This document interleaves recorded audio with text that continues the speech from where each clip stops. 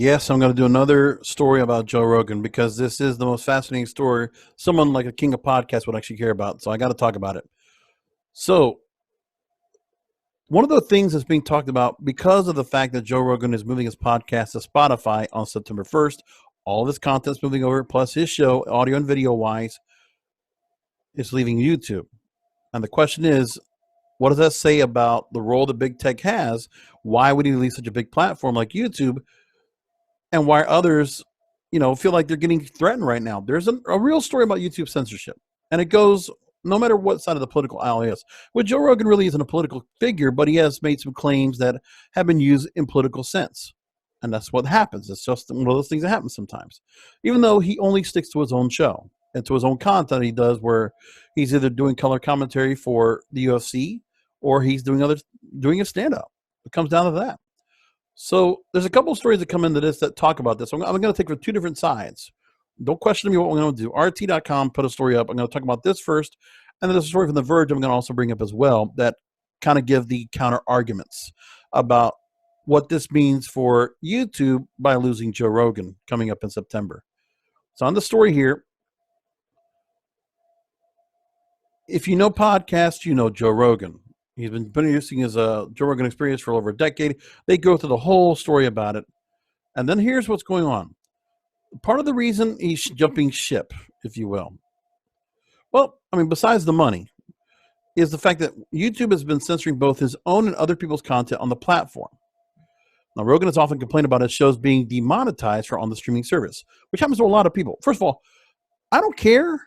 Like, I'm on YouTube because it's a place to go. And I'm promoting the King of Amazon link, which you see up on the screen. And that's just going to get my word out there. But again, I put this on audio as well. Video is just another component. And I just decided to start doing videos. Why not? Okay. But the deal is that when you see monetization, you got to be part of that YouTube partner program. You got to hit those particular parameters, which I don't reach. Okay. I don't have enough subscribers to reach up to enough. And, I'm not worried about the copyrights and things like that. I'm trying to avoid it, but either which way, all my content's demonetized because I don't make a dime off these videos. I make it off of other ways that I do it, but initially I put the video up and the audio goes up somewhere else, and then I find ways to make money off of that. So anyway, the demonetization, if you didn't know, come on, is when YouTube removes advertisers from a video posted by a content creator, meaning they no longer make any money from that video being on the site.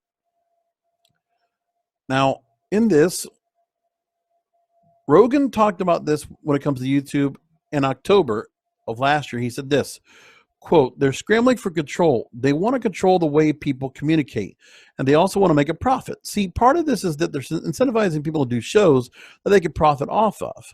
So if you have a show that has no bad language, if you have a show that has no controversial topics, those shows are more appealing to advertisers. So for them as a business, they'll look at it, someone like me, and say, well, this is a limited advertiser's option. As a disease, demonetization appears much more to afflict right-wing content creators, according to the story. And he's apparently fallen into that category because of some of the guests that he's brought on. And they mentioned some of the people you can see. I'll show you to you right there. But here's the main point. Rogan leaving the platform should come as a wake-up call to YouTube. He's one of their biggest and most visible stars. And his shit, and by the way, remember, they lost PewDiePie last year. They brought him back. I don't know how that worked out, but the idea is it's the first of many moves away from the streaming service, because if Spotify is doing this and Joe Rogan succeeds on Spotify, will people leave to go somewhere else? Will YouTube lose their foothold in the content creator market and the responder videos and the people hosting shows on there exclusively? One of the things I go to YouTube for is I do watch the Joe Rogan Experience, and I will follow him to Spotify because I got a Spotify account. And also, instead of the profiting that he has to rely on for his service, Spotify is going to pay him $100 million based on what they get from subscriptions already. Subscriptions, as opposed to the advertiser revenue that is being split with Rogan and YouTube, right? That's going to be a problem for YouTube. And for Joe Rogan, he's going to do just fine. He's actually going to do really well as a result. So moving on, apparently penalizing wrong-thinking content creators, YouTube has made a decision to prioritize authoritative sources. So the algorithms are being made in favor of mainstream news outlets. You see it all the time. I'll see CNN or Fox News or other stuff. And I don't want to watch any of that stuff. I want to see original voices. I don't want to see what I can see on my cable TV, right? I want to see actual voices that are telling me something different. And I don't want to just hear one side of the story. I want to hear all sides. I like it that way. So the move seems to be an attempt by Google to cozy up to legacy media who, for reasons of corporate vanity. And it's angering content creators on the platform who help build the site's popularity, annoyed viewers, many of whom visit YouTube to get away from watching cable content. So now, in the other side, here's what we heard from another end. The Verge also talked about this. Joe Rogan helped to create a podcast culture on YouTube. Now he's leaving it. What will YouTube look like without Rogan? So The Verge, which is obviously a different side of the spectrum when it comes to being, any partisan or bias, okay? I'm just putting out both sides of the argument here and going to put my point on it. Now, creator successes, those from optimizing around YouTube as a platform. In the first place, Joe Rogan's Experience YouTube channel has just under 8.5 million subscribers. Videos collectively pulling in more than 2 billion views since it launched in 2013.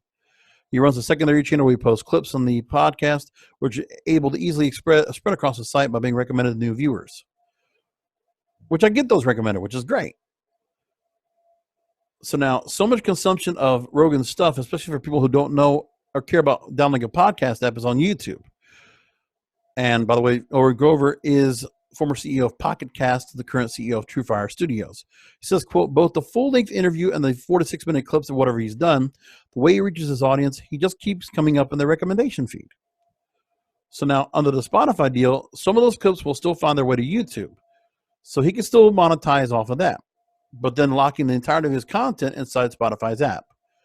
And he can also use YouTube to share or shorter clips he will think will go viral and command additional attention.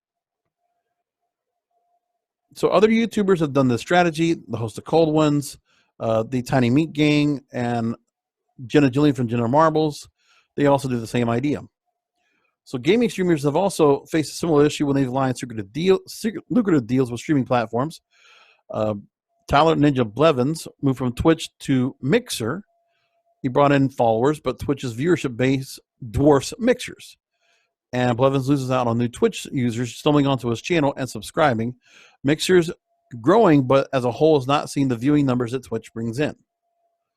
Podcasters know they have to meet listeners where they are instead of trying to bring them over to one specific platform. Well, Joe Rogan's going to try to change the whole role now. That's the idea. Rogan is a rarity. His audience will likely follow him to Spotify, and shorter clips on YouTube will help him find a new audience. And other exclusivity plays have proved less successful thus far. Luminary, which is a subscription-based podcast platform, boasts Hollywood celebrities. It's like Quibi, but for podcasters, which Luminary came first. It's burning through cash to make podcasts while struggling to build a subscriber base. Well, guess what? Luminary might get bought by Spotify, as a matter of fact. Part of the issue is that exclusivity limits discoverability and accessibility, which YouTube thrives from. By limiting yourself to a single distribution platform, it can affect your revenue and whole brand building initiative by limiting just to one thing. But the big issue for a lot of podcasters, it doesn't matter to him. He's still going to get stuff on YouTube, get monetized on that, and make the money off of Spotify. His deal's good. All that matters right now is the content. But then the argument about YouTube is if he was going to have certain guests and certain content that would be demonetized, all his content's monetized now in a couple different ways. Just the fact that YouTube might demonetize some of his clips doesn't make a difference for him because his back money is Spotify. And that's what goes on. And that's what matters. Keep an eye on it. And keep an eye on what the podcast industry does going forward. I don't think Spotify can afford anybody else they could bring on board that would be very important. Will iHeartRadio, will Stitcher, or will, Podcast One? I mean, is there somebody else that's going to start putting out? I think the announcements of exclusive deals will be something new in the play, but I'm curious as to what this does because Joe Rogan's move, we're going to keep a real close eye on and see what happens.